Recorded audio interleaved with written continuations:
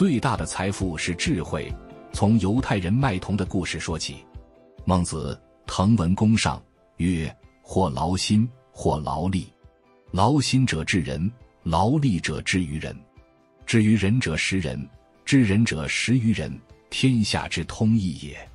意思是说，脑力劳动者统治人，体力劳动者被人统治，被统治者养活别人，统治者靠别人养活。据说多年以前，有对父子被关进集中营，当时犹太人所有的家当都被纳粹没收了。爸爸对儿子说，现在我们唯一的财富就是我们的脑袋，记住，当别人说1+1=2的时候，你应该想到让它大于2的方法。数百万犹太人死于集中营，父子俩凭意志力活下来。后来他们来到美国，白手起家，在休斯敦做起铜器生意。有天，爸爸问儿子，你知道1磅铜的价格多少钱吗？儿子很精确地回答，35分钱。爸爸说，这不是我要的答案。整个德州的人都知道，每磅铜的价格是35分钱。你身为犹太人的儿子，应该说1磅铜是3.5美元。试着把1磅铜做成门把看看吧。许多年过去了，父亲去世后，儿子一样经营铜器生意。他不止把铜做成门把，也做成瑞士钟表上的簧片和奥运奖牌。1磅铜曾被他卖到3500美元。这个时候，他已经是一家铜器公司的董事长了。他始终奉行着父亲的教诲。真正使他点石成金的是纽约的一堆垃圾。1974年，美国政府为清理自由女神像翻新所造成的废料招标，但因为纽约的垃圾处理环保规定非常严格，弄不好就会被起诉倾家荡产。好几个月过去了，没人投标。这位董事长听说此事之后，立即飞往纽约，看着自由女神下堆积如山的铜块、螺丝和木料后，当场与州政府签了处理废弃物的合约。许多运输公司等着看他笑话，都认为承包这个生意吃力不讨好。不过犹太人立即着手组织进行废料分类，把废铜料融化铸成小自由女神，把水泥块和木头加工成底座，把废铅、废铝做成纽约广场的钥匙。最精彩的是，他一丁点废料也不浪费，甚至把从自由女神身上扫下的灰包装起来出售给花店，称之为自由之尘。几个月的时间，他让这堆废料变成了超过350万的美元现金。有智慧的人可以点石成金，变废为宝，这就是智慧的力量。原来听说过一个中国商人的真实的故事，很有启发性。有位老板从别人手里接手了一座2000多平方米的超市，接手后他把这座超市进行了整修，划分出了一些商铺进行出售。售后，超市的面积缩小到1700多平方米。他机会看得好，销售店铺获得的收入基本可以与接手超市所付的转让店面费相当。原来超市经营者在超市开张前花了400多万元买入了设备，以35万元的低价转让给了他。他在将超市面积缩小的过程中，拆掉了部分的电梯等设备，获得了30万元。最后算下来，他用5万元买到了一座1700多平米的超市。其实这超市里的冷库等设备的价值已经超过了5万元很多。用脑去赚钱。犹太人认为赚钱是天经地义，最自然不过的事。如果能赚到的钱不赚，那简直就是对钱犯了罪，要遭上帝惩罚。犹太商人赚钱强调以智取胜，用脑去赚钱，因为智慧是能赚到钱的智慧，也就是说，能赚钱方为真智慧。挣钱术，擅长把机会变成财富。在犹太人的挣钱术中，有一条广为人知的法则，即使1美元也要赚。犹太人惯于采取避实就虚、化整为零、积少成多的战略，最后战胜强大的对手。同时，他们有极强的判断能力。如果他们认为自己的合作伙伴在某方面有利于自己，能够为自己带来钱财，那么他们就可以坚定的耐心等待对方转变心情，或者等待时机的到来。投钱术，看准之后就把钱撒出去。每次生意都是出交，都要认真对待。在市场竞争中，犹太人的一切投钱决策思维都是因利而驱使的。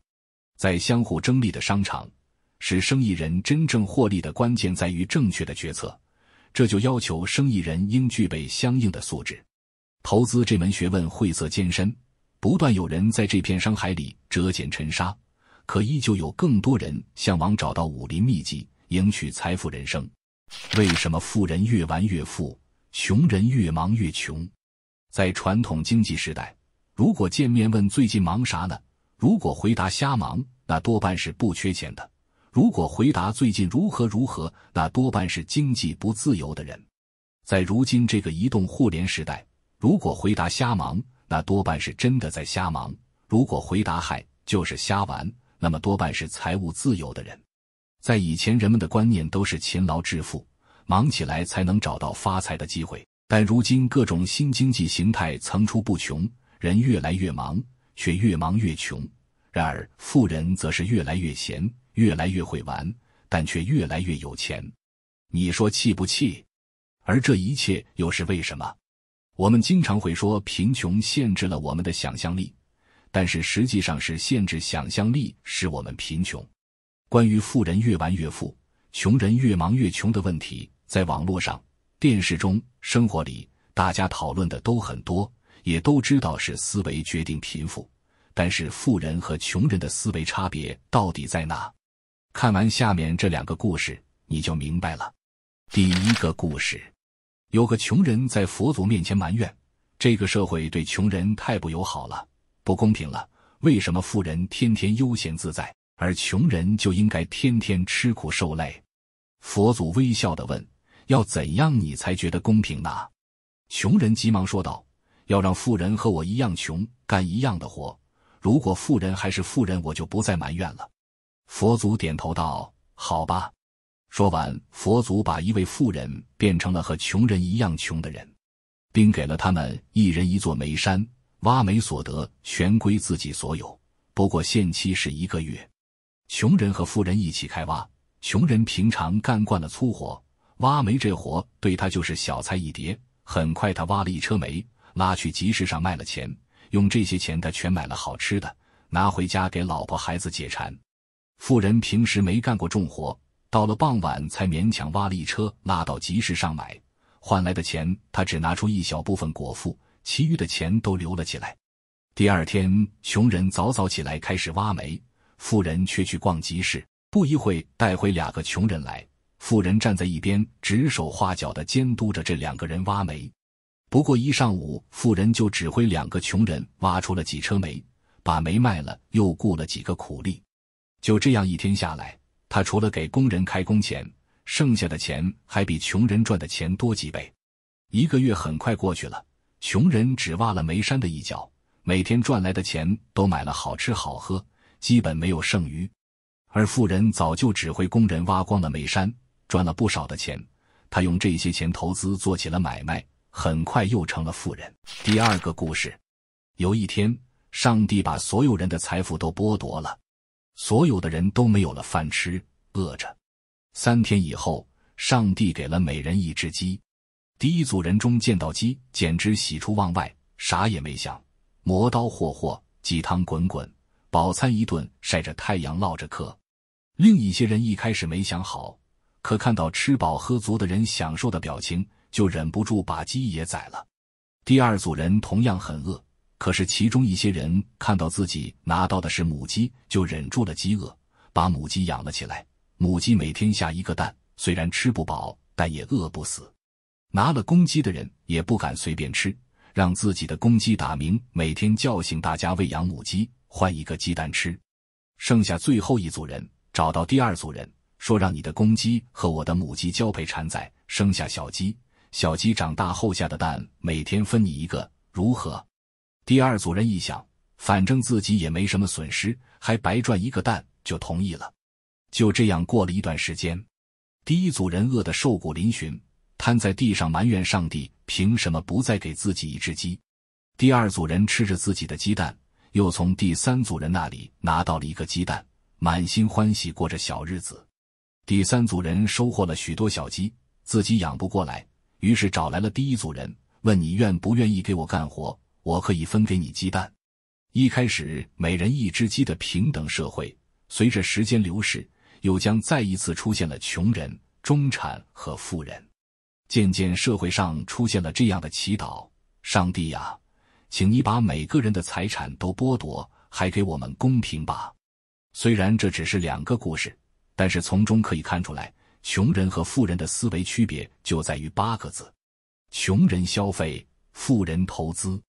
穷人往往只在乎钱或者眼前利益，而富人则更在乎其他东西。一言以蔽之，钱在穷人手里只是一张购物券，在富人手中则是一切。大部分穷人习惯守财，总以为钱就是财富的全部，有了钱就有了一切，包括社会地位、香车美女以及成功的人生。为此，穷人常常习惯于为了几毛钱和街边小贩讨价还价，甚至和亲友同事勾心斗角，费尽心思，花了不少时间和精力，甚至付出人品代价换来的除了钱，其他财富几乎没有。富人虽然也爱钱，但是往往胜在取之有道，用之有术。从金钱资本到家庭关系、社会交际、身心健康、文化修养等等方面，每一方面在富人的财富榜单上都占据着不可取代的位置。灵魂疑问：你认为富人越玩越富，穷人越忙越穷的原因是什么？好了，本期就到这里。如果您觉得我们的视频不错的话，欢迎点赞、订阅并转发给身边的朋友，也欢迎你在留言区给出你的分享。我们下一期再见。